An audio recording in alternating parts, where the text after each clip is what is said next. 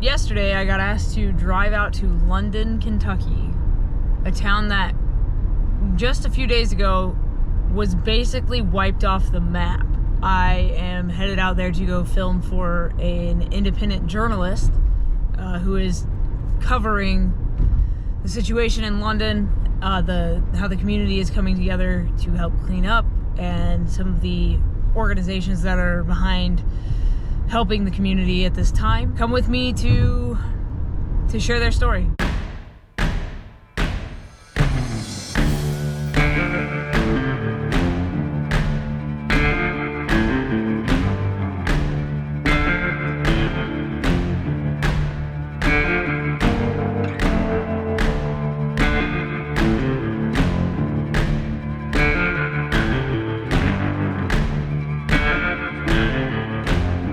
A garage, and then we had a little house on top of the garage that was my daughter's, and we had all kinds of stuff in there.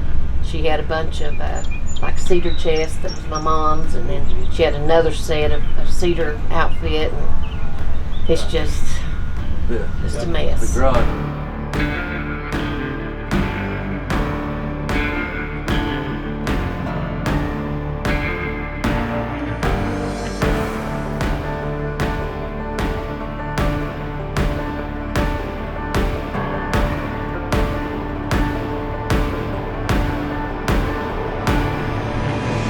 This is your home? Yeah. It was. Were you here during the storm? Yeah, we were in the basement. This gentleman told us that 30 years ago he hand dug this basement and never thought he'd have to use it. And on the night of the tornado, when he didn't want to go in there, his wife begged him to. And 30 years later, that basement saved his life.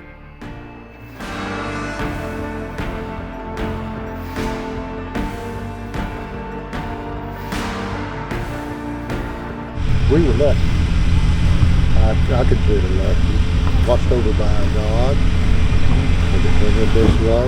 I just made a little jag out that way.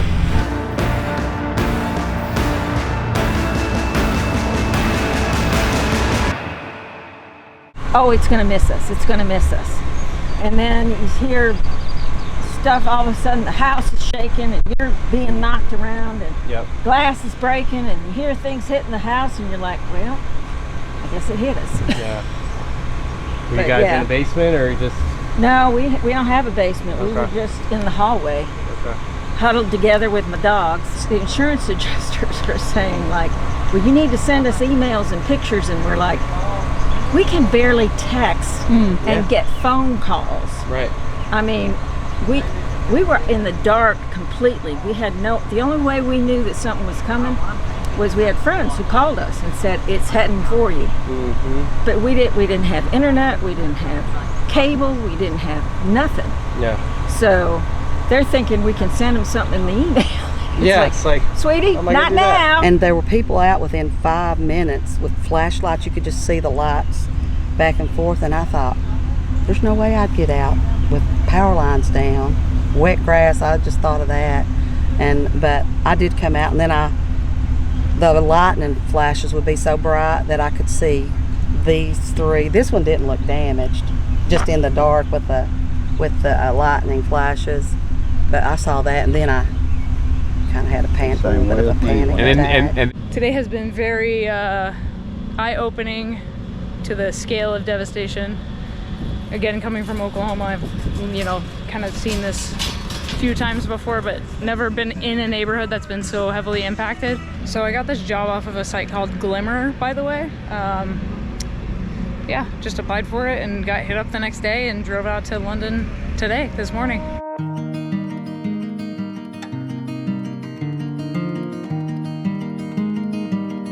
I traveled pretty extensively for the first probably 8 years that I was with the disaster relief team, and so some years we were gone collectively a total of like 3 months out of the year, 4 months out of the year for different situations. So dozens and dozens, I would say, not quite triple digits, but I think probably getting close to that.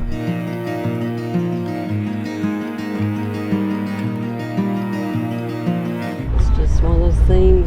I'm a firm believer that there's more and more houses and more population, tornadoes are going to hit more, because always before there's like maybe open fields, just trees, woods, and they've had somewhere else to take their fury out on. But now there's so many houses and people are tearing down a lot of trees. And I just believe that trees are protectors for a reason.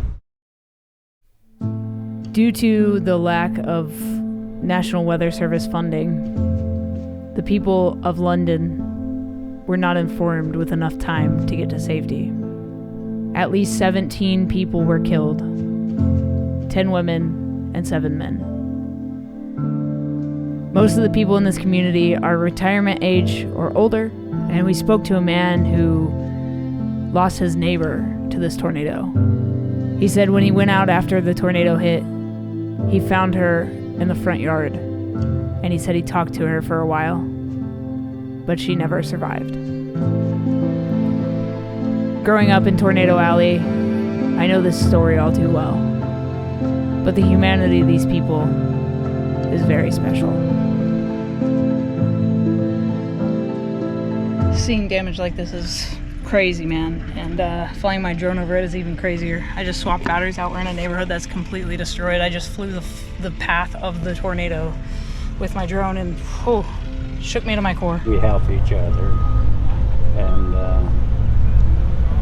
I hope to do the same when I have the opportunity to reach out to other people with the same care and help and so forth.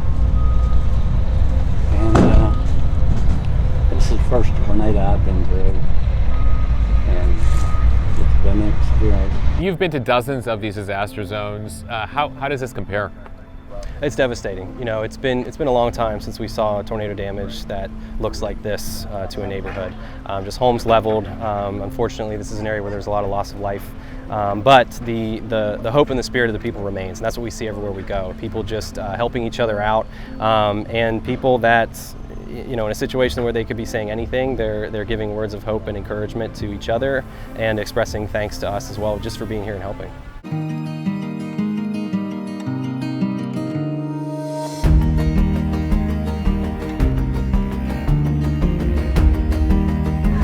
Are you Leonard? Yes. I'm Amy.